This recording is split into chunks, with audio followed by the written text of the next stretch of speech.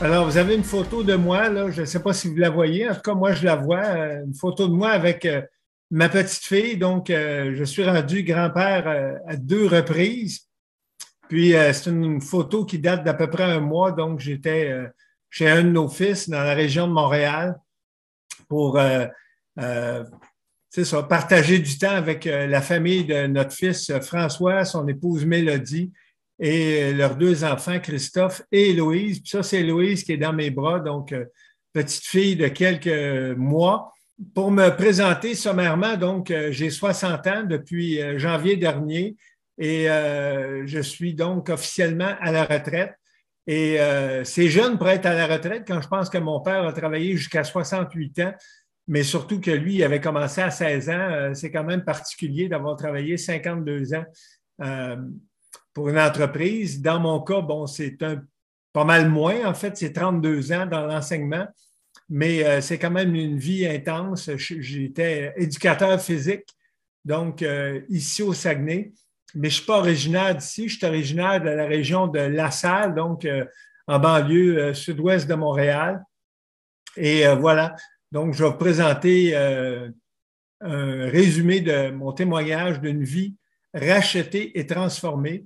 Je veux remercier Louise en premier pour sa présentation.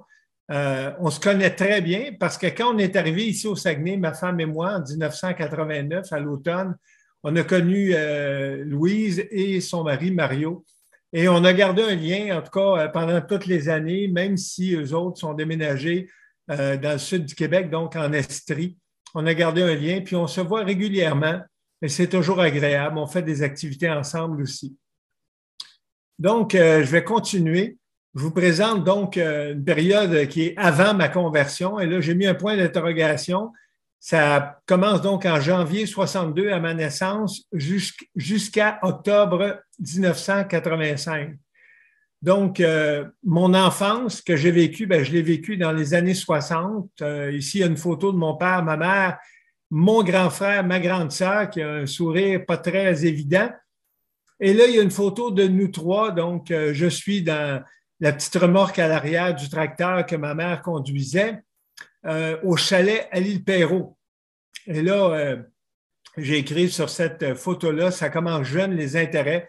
Je ne sais pas quel âge j'avais, 3-4 ans peut-être. Je suis en train d'essayer de manipuler une scie.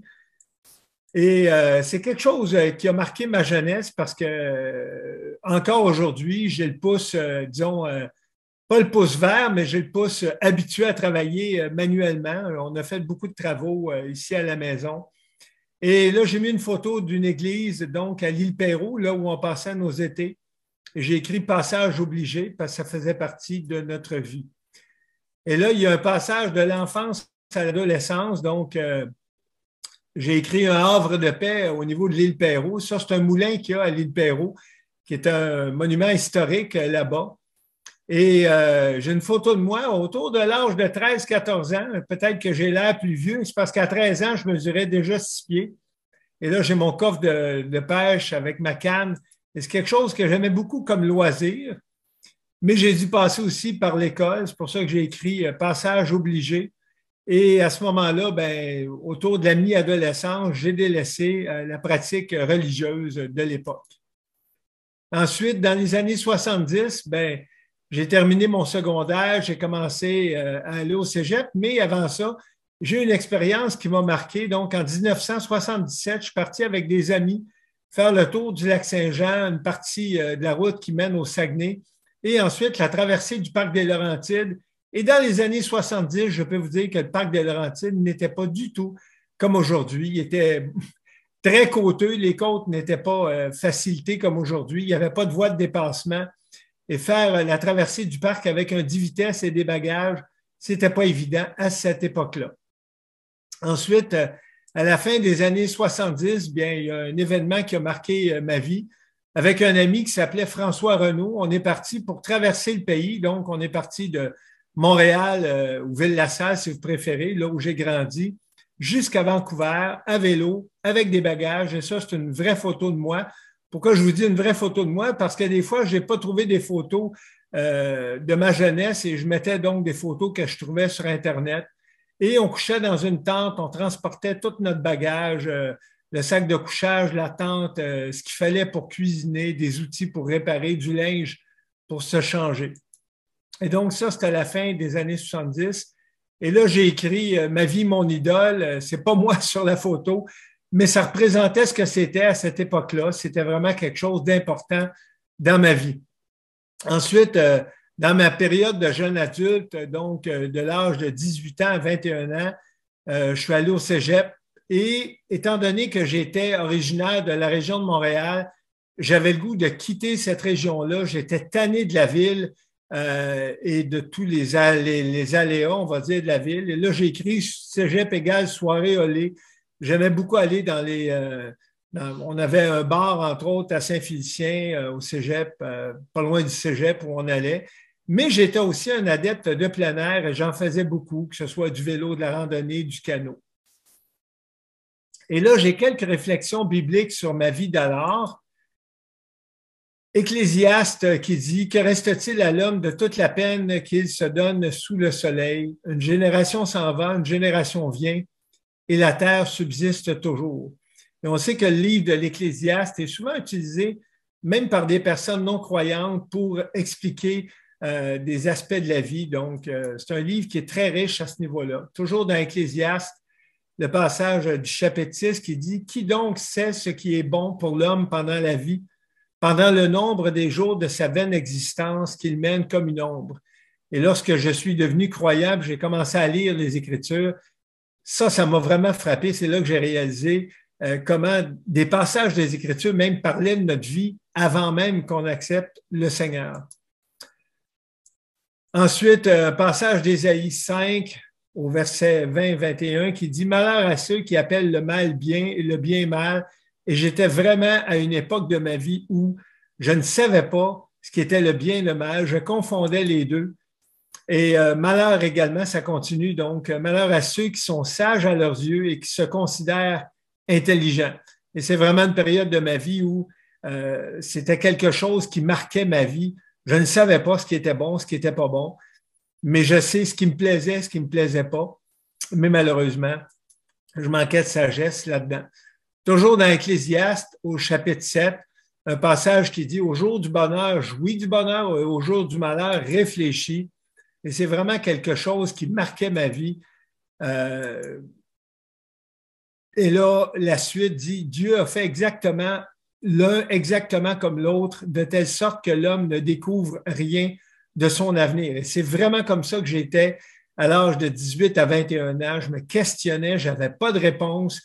J'étais heureux, j'étais malheureux. Je réfléchissais, mais je n'avais pas de solution à mes malheurs.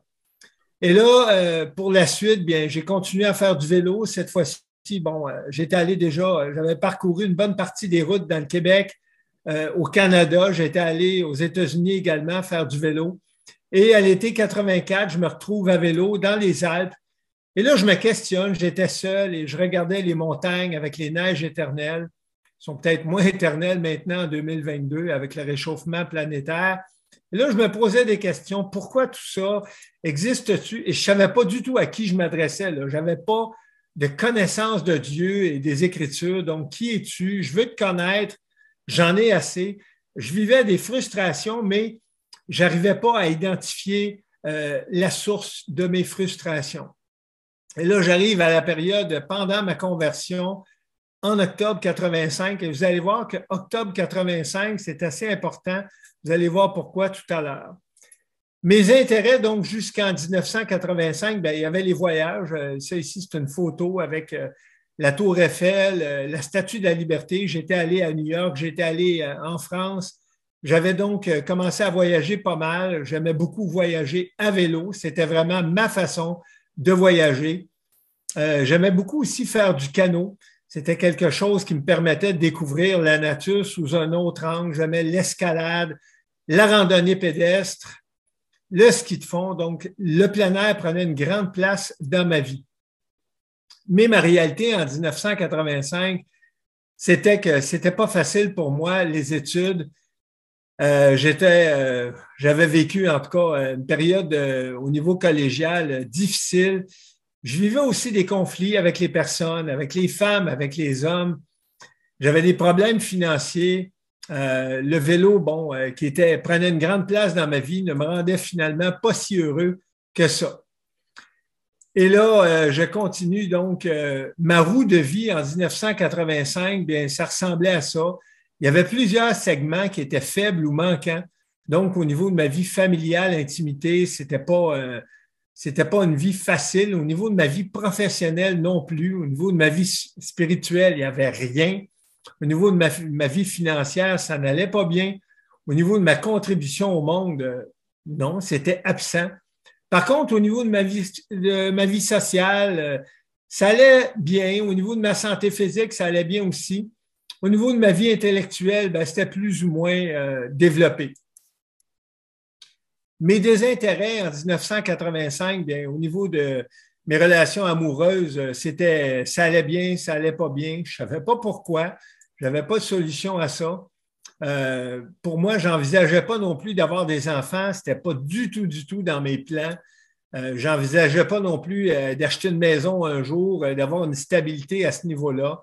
Et là, j'ai mis Nikon, une photo en anglais, parce que j'ai pas trouvé l'équivalent en français, mais j'avais pas d'équilibre de vie au niveau de ma carrière, au niveau non plus de ma famille, des amis, de la santé. Il y avait beaucoup de déséquilibre dans tout ça. Et le plan de Dieu pour moi, bien, il est venu à cette époque-là, donc en octobre 85. J'avais un bon ami à moi avec qui j'étais allé, j'avais fait des loisirs, avec qui j'étais allé aussi au Cégep, donc dénommé Richard Bertrand, qui, si c'est le cas, demeure toujours sur la rive sud de Montréal. Et pendant que j'étais en période de réflexion, donc Richard m'a parlé de l'Évangile et moi, j'ai commencé à lire des livres qui parlaient de domaine spirituel et j'ai commencé donc à lire le livre Le Prophète d'un dénommé Khalil Gibran. Mais également, il y avait une Bible chez nous, chez mes parents, donc traduction œcuménique biblique.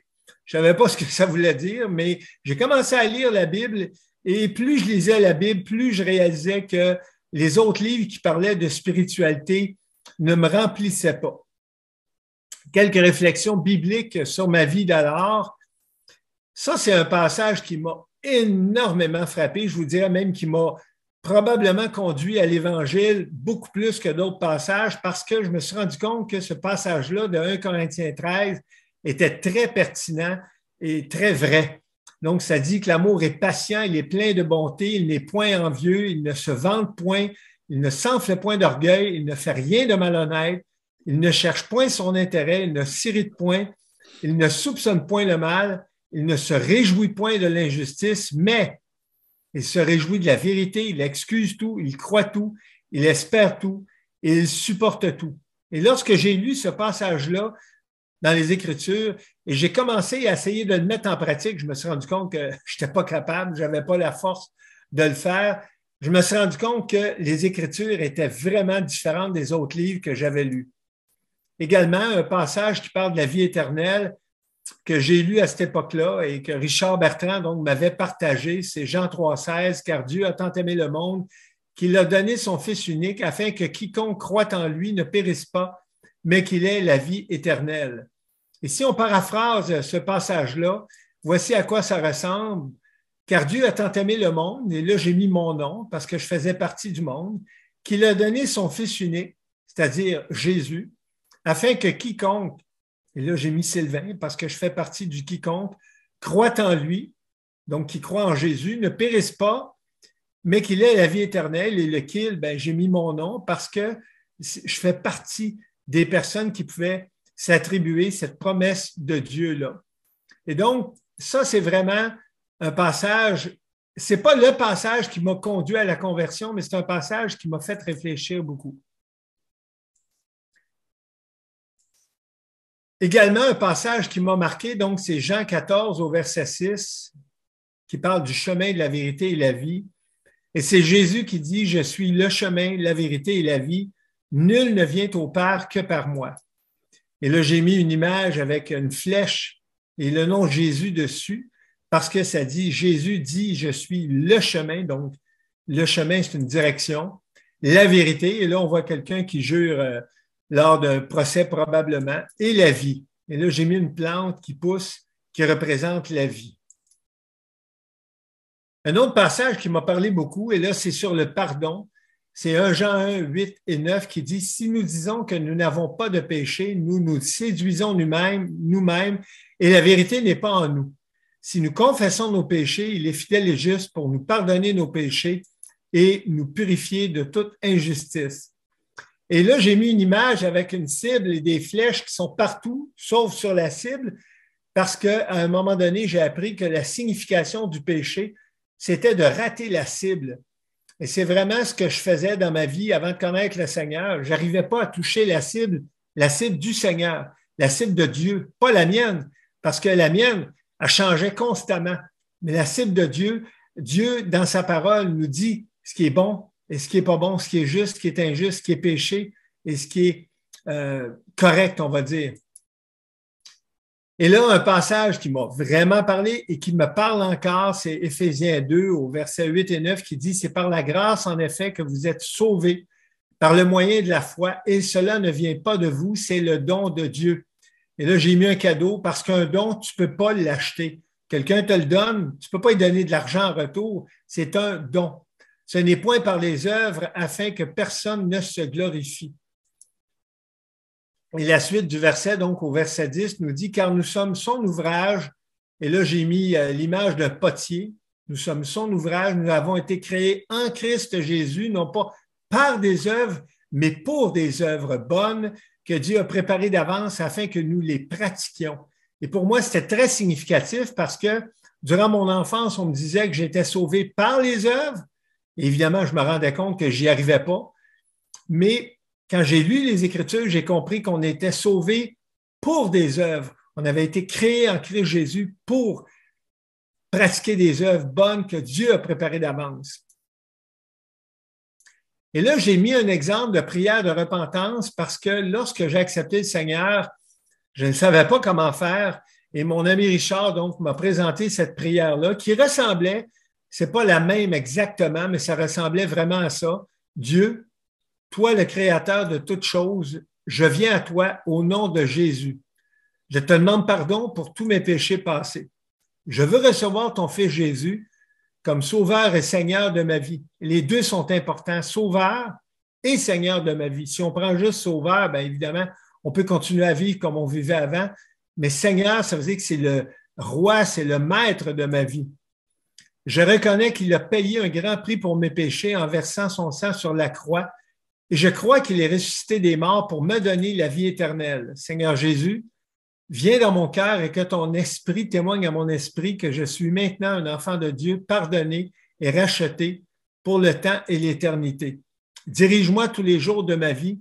Et ça, c'est important parce que moi, la religion que j'avais connue enfant, c'était une fois par semaine, le dimanche matin. Mais après ça, c'était fini, là. Je vivais le reste de la semaine comme je voulais. Et ici, donc, dirige-moi tous les jours de ma vie, dans tous les aspects de ma vie, car désormais, je vais vivre en toi, par toi et pour toi. Amen. Et là, j'ai mis une illustration de quelqu'un qui prie. Et ça s'est passé le 5 octobre 85. Et vous allez voir tout à l'heure pourquoi c'est important. Le 5 octobre 85. J'ai réalisé ça hier en pensant à mon témoignage. Maintenant, après ma conversion, bien évidemment, j'ai les bras ouverts, j'étais heureux. D'octobre 85 à aujourd'hui, donc on est le 23 avril 2022. Quelques réflexions bibliques sur ma vie d'alors. Je mets des réflexions bibliques parce que pour moi, c'est très important. Ma vie est marquée par la parole de Dieu et c'est ce que je vous encourage à faire également, ceux qui écoutent mon témoignage, à ouvrir les Écritures. Donc, ce passage-là, 2 Corinthiens 5, versets 17 et 18, dit « Si quelqu'un est en Christ, il est une nouvelle créature. » Et là, j'ai mis l'illustration, c'est une photo d'une chenille et d'un papillon, parce que la chenille ne reste pas une chenille. Elle est transformée éventuellement en papillon et sa vie change complètement. Elle devient une nouvelle créature. Les choses anciennes sont passées, voici, toutes choses sont devenues nouvelles et tout cela vient de Dieu qui nous a réconciliés avec lui par Jésus. Également, un verset qui m'a vraiment, mais vraiment marqué, c'est Proverbe 3, c'est un verset de l'Ancien Testament. « Confie-toi en l'Éternel de tout ton cœur et ne t'appuie pas sur ton intelligence, ce que j'ai fait toute ma jeunesse. Reconnais-le dans toutes tes voies. » J'ai souligné le tout et le tout Parce que Dieu, ce n'est pas un Dieu d'une fois de temps en temps quand ça va mal. C'est un Dieu de tous les jours, dans toutes les circonstances de nos vies. Et c'est lui qui aplanira tes sentiers. Et là, j'ai mis une route droite, sans montagne, parce que le Seigneur aplanit notre route, nos sentiers.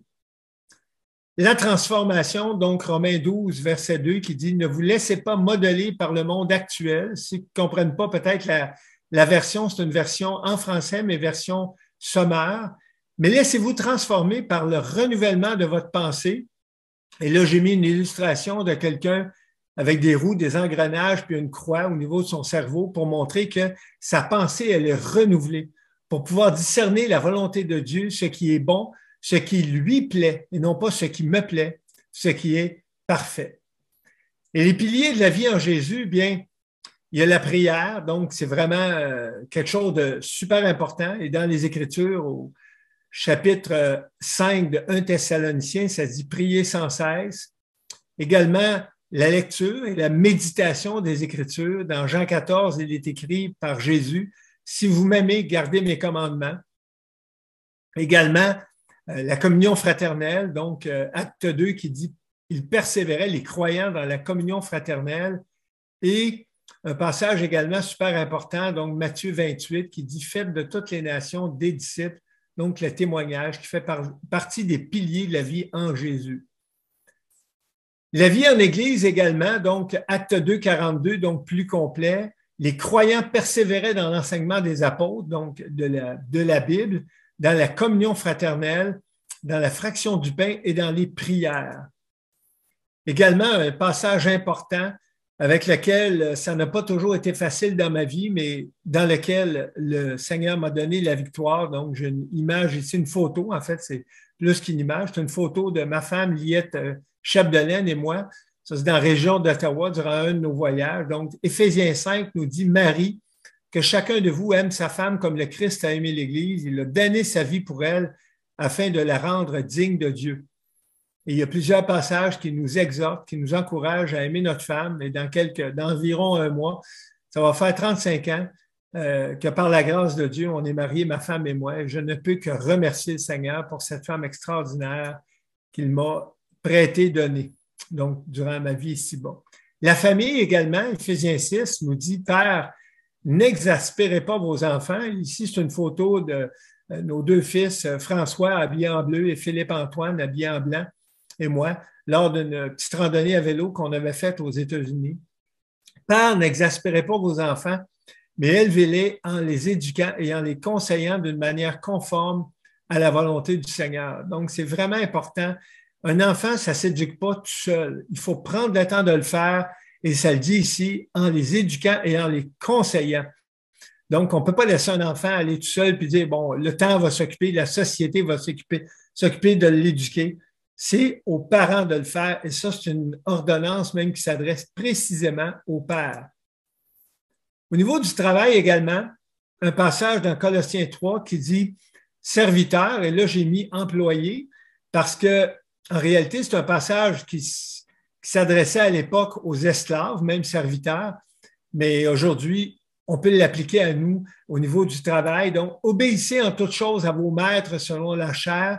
Tout ce que vous faites, et encore une fois, j'ai souligné le tout, parce que ce n'est pas une fois de temps en temps qu'on doit obéir à nos patrons. On a des patrons, tout le monde, et on doit leur obéir en toutes choses. Et tout ce que vous faites, faites-le de bon cœur, comme pour le Seigneur et non pour des hommes. Et ça donne toute la perspective vraiment d'une carrière qui peut prendre une autre signification. Également, comment le Seigneur agit, la fidélité de Dieu dans les épreuves. On le voit, je l'ai mis en vert même, la fidélité de Dieu. Aucune tentation ou épreuve, ces deux synonymes dans les Écritures, ne vous est survenu qui n'ait été humaine. Et Dieu qui est fidèle ne permettra pas que vous soyez tentés au-delà de vos forces, mais avec la tentation ou l'épreuve, il préparera aussi le moyen d'en sortir afin que vous puissiez la supporter ou y résister. Et là, j'ai mis une photo d'une Spartan Race, donc c'est des épreuves que les gens, partout dans le monde, en tout cas, il y a des épreuves dans plusieurs endroits, donc, mais ça, c'est des épreuves que les gens s'imposent. Ils payent pour participer à ces épreuves-là. Et des fois, ils ne réussissent pas à passer à travers. mais c'est différent avec Dieu. Il nous donne la force parce qu'il est fidèle de passer à travers les épreuves. Et l'œuvre de Dieu, donc, en nous, j'ai mis Philippiens 1. Donc, je suis persuadé que celui qui a commencé en vous une œuvre bonne la rendra parfaite pour le jour du Christ Jésus. Et là, on a l'exemple de quelqu'un un potier, donc qui travaille l'argile, et en dessous, on a un pot qui est terminé. Donc, l'argile a été travaillée, il a été peinturé. Et donc, il y a un passage même de Jérémie 18 qui dit « Voici, comme l'argile est dans la main du potier, ainsi vous êtes dans ma main, dit l'Éternel. » Et c'est vraiment comme ça que je vis ma vie chrétienne. Je le vois que Dieu m'a travaillé, m'a façonné pour me rendre à son goût. Et pourquoi je vous parlais tout à l'heure du 5 octobre? Pourquoi c'est une date importante? Parce que le 5 octobre 2020, exactement 35 ans après ma conversion, j'ai eu un cancer du cerveau. Et un cancer qui était très sérieux. J'ai été hospitalisé donc à l'hôpital à Chicoutimi pour me faire dire, après quelques temps, quelques jours, en fait, qu'ils ne pouvaient pas traiter mon cancer. Il n'y avait pas la technique, ou en tout cas les moyens de le faire, et que je devais aller à l'hôpital à Québec pour me faire traiter. Et là, j'ai mis le passage de Jacques 1. L'épreuve de votre foi produit la patience. Je n'ai jamais été éprouvé autant. Les 2 premières semaines que j'ai été hospitalisé à Québec, je pleurais chaque jour, tout le temps. Je n'ai pas choisi de quitter mon travail, je n'ai pas choisi de quitter ma vie au Saguenay. Ça m'a été enlevé du jour au lendemain. En fait, le 5 octobre, j'ai été en convulsion. Ça a duré 3 jours que j'ai été inconscient. Et quand je me suis réveillé, on était rendu le mercredi en fin d'après-midi. Et là, j'ai demandé à ma femme, mais qu'est-ce que je fais à l'hôpital? Et c'est là qu'elle m'a dit que j'avais un cancer. Donc, je n'ai jamais eu de signe annonciateur de mon cancer. Et j'ai été donc complètement... ma vie a basculé du jour au lendemain. Et là, c'est une photo de moi. Ma femme en avait pris quelques-unes. Mais là, ça, c'était la période suivant mes traitements à Québec. J'étais revenu au Saguenay. Et j'ai eu une rechute, donc, du mois de mai à juin. Pendant 1 mois, j'ai été hospitalisé à l'hôpital au Saguenay. Et ça a été vraiment compliqué. Et j'ai mis le passage du psaume 119 parce que vraiment, là, ça a été la période où moi, je pensais que c'était terminé après mes traitements à Québec. Mais non, j'ai eu une rechute. J'ai vécu encore des convulsions chez nous, à l'hôpital, et j'ai passé 1 mois de plus à l'hôpital ici au Saguenay. Donc, le passage du psaume 119 qui dit « Je suis profondément humilié, Éternel, rends-moi la vie conformément à ta parole, accueille favorablement les sentiments que j'exprime. » Et c'est vraiment ce que je vivais. C'est des sentiments que j'exprimais au Seigneur parce que j'étais brisé, j'étais humilié. J'avais jamais vécu ça. Et là, ça faisait imaginer depuis début octobre 2020 que je vivais l'hospitalisation. Et j'ai vécu une autre semaine d'hospitalisation plus tard, au mois de juin, au début juillet. Ça a été vraiment difficile. Mais la bonne nouvelle, c'est que suite au traitement que j'avais eu à Québec et suite aux prières que plusieurs personnes avaient faites, bien, j'ai été guéri. Et c'est pour ça que je mets rémission. Et là, j'ai mis mars 2022. C'est une photo que j'ai prise il y a quelques temps, là, donc il y a environ 1 mois. J'étais en raquette au Saguenay, puis en passant, j'ai encore fait de la raquette cette semaine, au mois de mercredi dernier. On a de la neige au Saguenay. C'est pas parce que j'aime ça, mais je me dis, tant qu'à avoir de la neige, on va en profiter. Et là, j'ai mis une photo où je dis merci. C'est pas des gens, c'est des gens qui prient, mais c'est pas une photo véritable des gens qui ont prié pour moi, mais je sais qu'il y a beaucoup de personnes qui ont prié pour moi. Et Jacques 5 nous dit, priez les uns pour les autres afin que vous soyez guéris. Maintenant, je suis conscient que j'ai eu des soins médicaux qui ont contribué à me guérir, mais je suis conscient qu'il y a des dizaines et des dizaines de personnes qui ont prié pour moi pour que je sois guéri. Donc, je remercie le Seigneur pour la prière des croyants et des croyantes, mais je remercie le Seigneur aussi pour les soins. Et ma femme me l'a souvent rappelé. Elle dit, Sylvain, remercie le Seigneur pour la qualité des soins que tu as, parce que ça aussi, ça fait partie de la grâce de Dieu. Et là, j'ai mis Ce passage-là de Genèse 2, ça remonte, imaginez-vous, à des milliers d'années. Il n'est pas bon que l'homme soit seul, alors je lui ferai une aide qui sera son vis-à-vis. Si vous ne comprenez pas la traduction, c'est la traduction Colombe. Donc, comme je vous ai dit tout à l'heure, il y a plusieurs traductions françaises. Et c'est vraiment ce que ma femme, et ça, c'est une photo que j'ai prise hier soir, donc c'est très récent. Ma femme qui est à la retraite aussi, elle, c'est depuis le mois de février. Et je suis vraiment reconnaissant au Seigneur pour tout ce qu'il a fait dans ma vie, avec ma femme, avec mes fils, avec leur épouse, avec mes frères et sœurs dans le Seigneur, et même des personnes qui n'étaient pas croyantes, qui ont contribué à faire ce que je suis aujourd'hui, à transformer en tout cas ma vie. Et là, j'ai mis une image donc d'une personne qui a un marteau ou un maillet dans les mains et dans l'autre main, il y a un clou. Et c'est Jésus qui le tient. Et ça représente vraiment ma vie. Et je termine en vous disant, il y a de l'espoir.